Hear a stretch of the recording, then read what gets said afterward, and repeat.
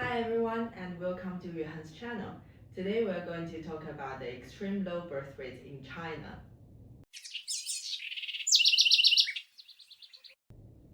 I saw a joke online that says in East Asia's three countries, Chinese people don't make love, Japanese people don't eat, and Korean people don't sleep. We have evolved beyond all those basic human instincts. It's funny, but it really reflects a very significant social phenomenon. Right now, China's birth rate is among the lowest in the world. According to the rankings, Macau, China, Hong Kong, China again, and Mainland China are all here. It said the next generation could be only about half the size of this one. If this trend continues, by 2027, China's population could fall below 1.4 billion. While this is still huge compared to the past, especially knowing how deeply ingrained the idea of China having the world's largest population has been, this shift is pretty striking. It's even more intriguing when you know how important having children has traditionally been in Chinese culture. Just think about all the intense, even extreme stories from the one child policy era when people went to great lengths to have more kids.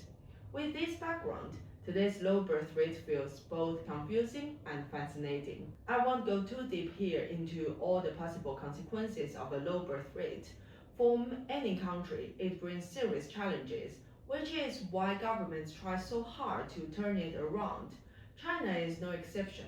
Over the last few years, many policies have changed and plenty of encouraging incentives have been launched, but so far nothing seems to really be working. To some of you, this might sound like old news, but if you know just a little about how radical the Chinese government once tried to stop people from having more children, the contrast today is truly incredible. I was born during the one child policy. This policy started from the late 1970s and lasted till very recent. I am the only child in my family, and to this day, my parents say that if they had the chance, they would have loved to have at least one more. But back then, if they had, both of them would have lost their jobs. They were state employees. In the 1980s or 90s, losing your job meant losing almost everything: income, housing, reputation, and future. And yet, a lot of people still risk it all to have another child, especially in rural areas. Even without a state job to lose, families faced crippling fines that could bankrupt them, along with stricter punishments. In some cases, women were even forced into abortions or sterilizations. It was one of the strictest birth control policies in modern world history. And yet, many were willing to pay any price to have more children. Why would people do that? What has having a child traditionally meant in Chinese culture and history? Traditionally, there are several principles. The earlier and more children, the better, with a strong preference for boys. As we discussed in the previous videos, China was an agriculture-based society, characterized by isolation and stability over thousands of years. The vast majority of the population lived off the land as peasants, and the family, not the individual, was the foundation of society and moral standards. On the surface, having more children meant more labor to work in the fields and strengthen the families. However, some research suggests that having many children may not have been the most economical choice for a family.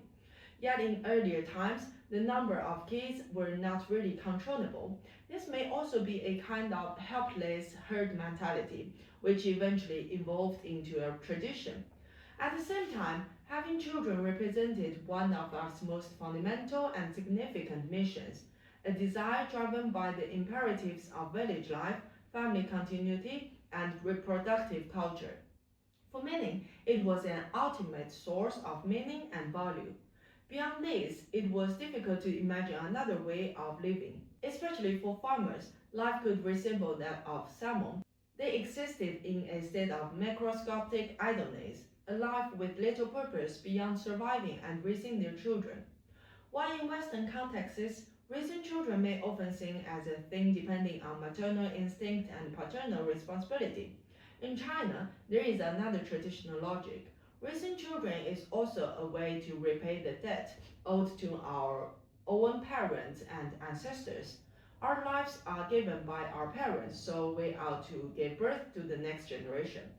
If a child is well behaved and achieves a lot in life, then we say this one is here to repay the debt, and if he is the opposite, a wayward one, then he is here to collect on the debt. This logic is also ingrained in Japanese culture. Furthermore, having more children was also a way to manage high risks.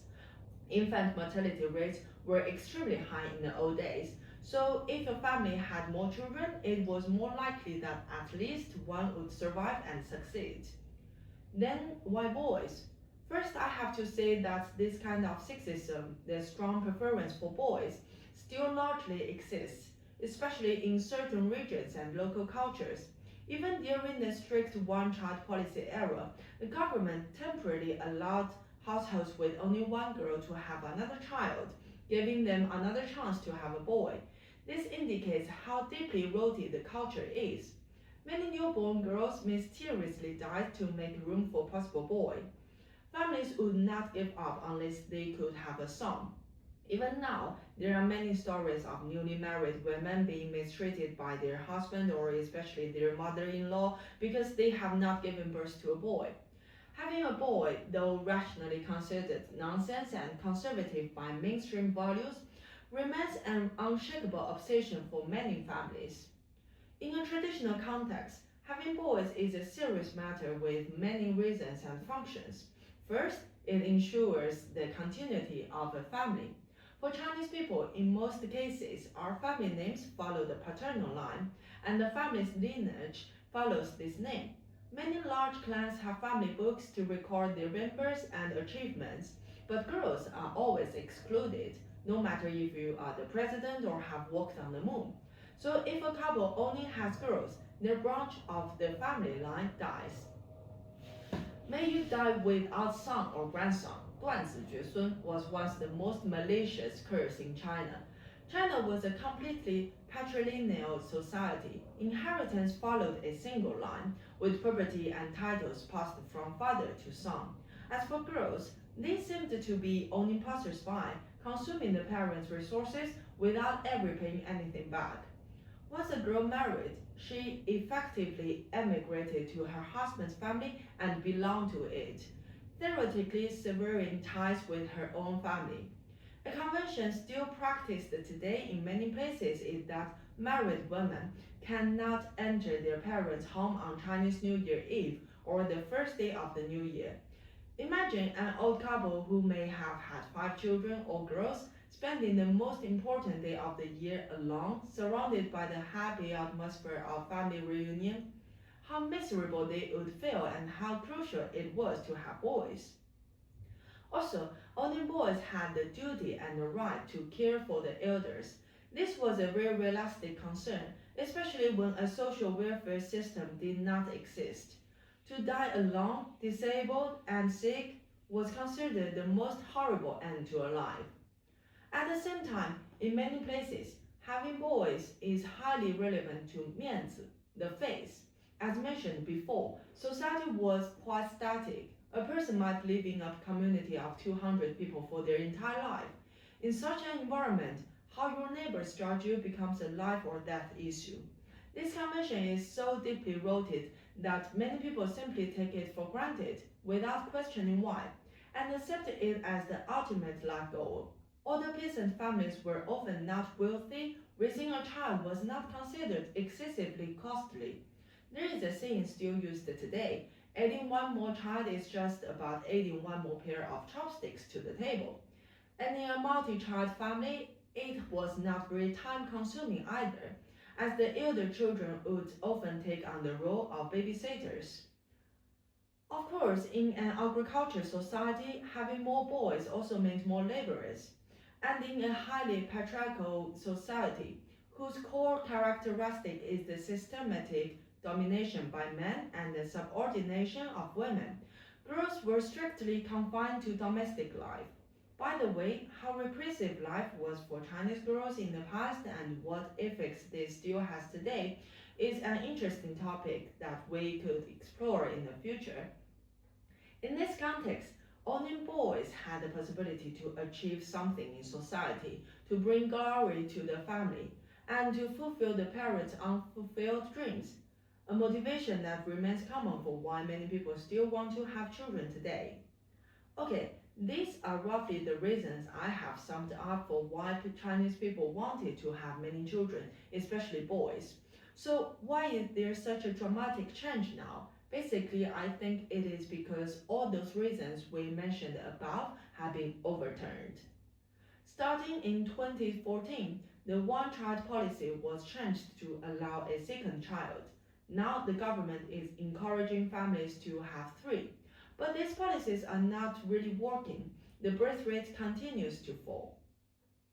First, we should clarify that it is not that young Chinese families do not want children at all. It is about the number. Many families still see having children as necessary, but believe one or two are enough. Since the major fertile group now are people from the one-child policy generation, which is already a shrinking demographic, the overall population continues to shrink. I myself am in the demographic that is supposed to help address the low birth rate, but reality is that I am 33 and do not have a child yet. Among my friends and peers, very few already have kids. I would say no more than one third. Most of them have only one child. I have just one friend with two, and nobody has any intention of having more. Some of them have already decided not to have any children, whether they are married or not. When people discuss the problems of child rearing, these are the most common arguments you might hear. Raising a child is so expensive, I don't have enough money. I'm not yet married and I can't find a suitable partner. How could I have a baby? Giving birth and raising kids is terrifying. What is the purpose of having a child? Don't I already have enough troubles in my life? Okay, let me explain this one by one. First, when we discuss parenting, the biggest complaint I hear is how expensive it is to raise a child.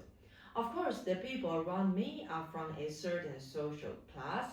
We live in big cities and expenses can be quite personal. For example, there are kindergartens with tuition over 30,000 euros a year, but ones that cost only 500 also exist. In another sense, the whole social atmosphere is so competitive, whether for adults or children. Parents always try their best to offer everything to their children to ensure they do not lose at the starting line. In general, it is a very expensive endeavor according to data. The biggest expenses are education and housing. Around 2014, the average annual cost of raising a child aged 0 to 5 was about 1,300 euros, while the national per capita disposable income that year was about 2,500 euros, meaning child rearing expenses exceeded half of the average income. By 2023, the average cost for a Chinese family to raise a child from 0 to 17 years old had reached 67,000 euros, with an average annual expense of over 3,900 euros. This accounted for 80% of the national per capita disposable income of 4,900 euros in the same period, with educational costs making up more than one third of the total.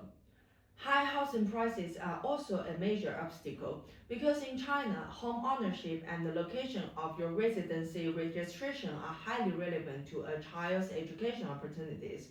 Yet prices can be unreachable. In the first half of 2024, the home price to income ratio in China's first-tier cities exceeded 30, with Shanghai recording the highest figure at 37.2.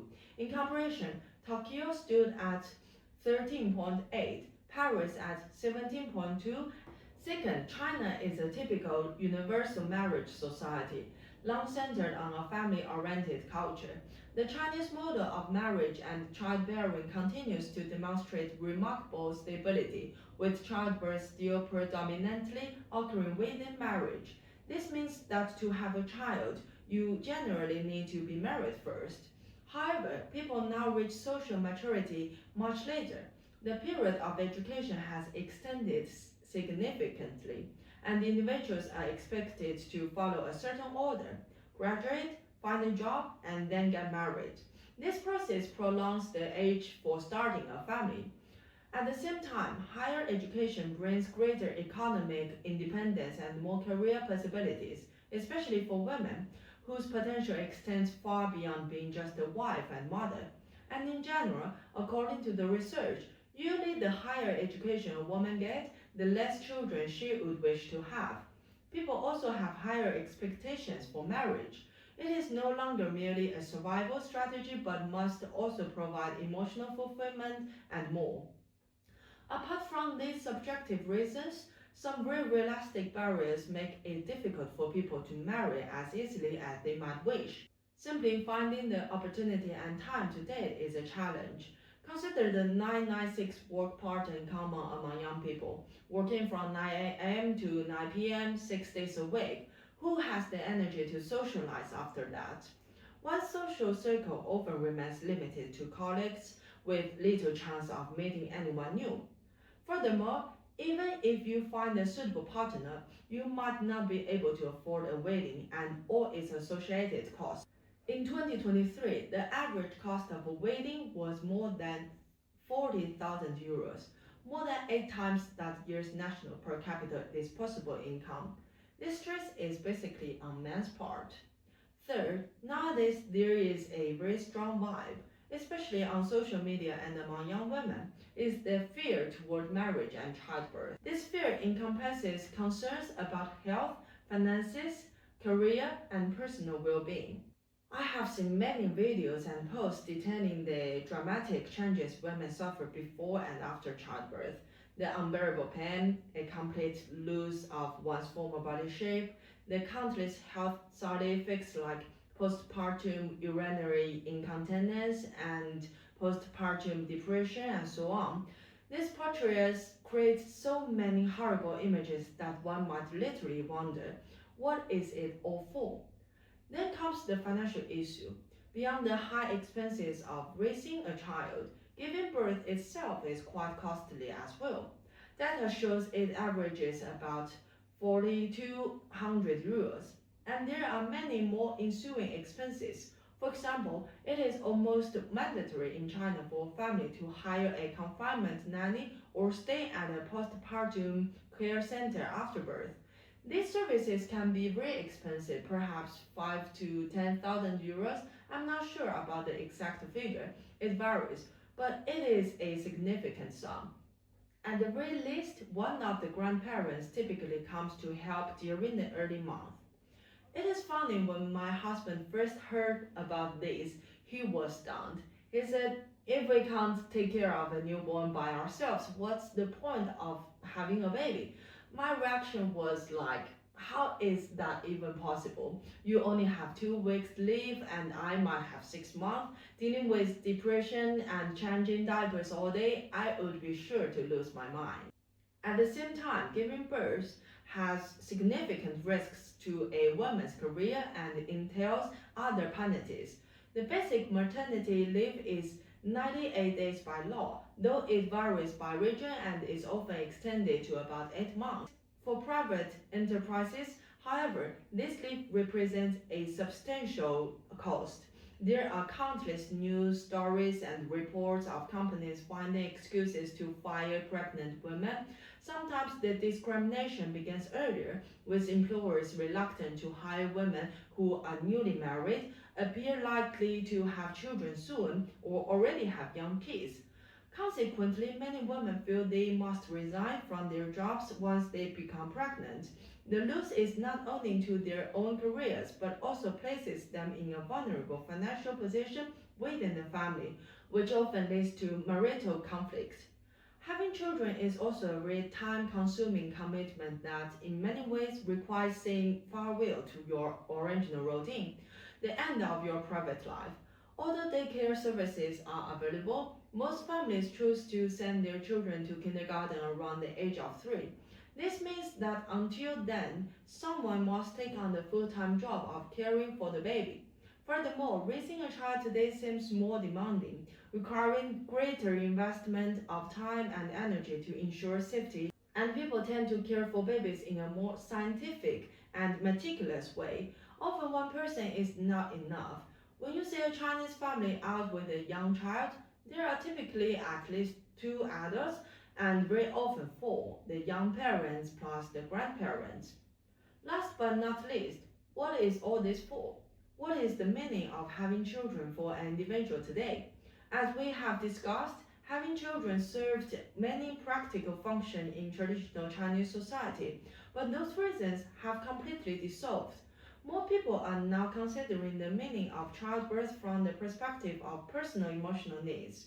After all, most of us no longer need children to work in the fields, and with pensions and health insurance available, many no longer feel they must rely on a child, especially a son, to care for them in old age.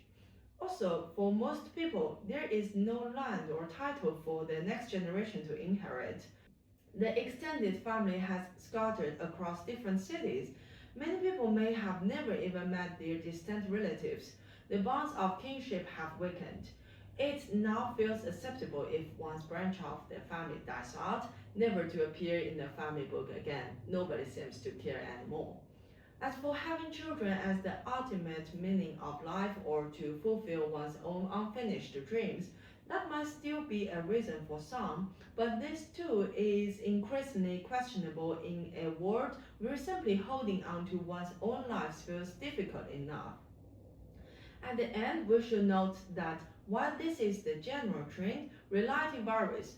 For instance, suburban regions generally shows a higher fertility intention than cities. Furthermore, when compared to the encouraging policies of other countries, China's measures still seem less attractive or not directly helpful for the specific problems people worry about.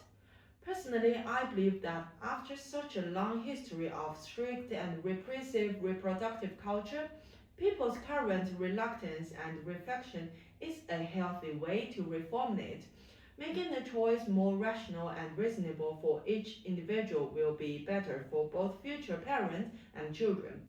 However, for the country and the regime, figuring out how to manage the aftermath of this extremely low birth rate will be a major challenge. Okay, this is all for today. Thank you so much for being here with me. If you have any questions, something you'd like to say, or other topics you'd like us to discuss in the future, please feel free to leave them in the comments. If you like this video, please subscribe. It would be a great support for me. See you next time.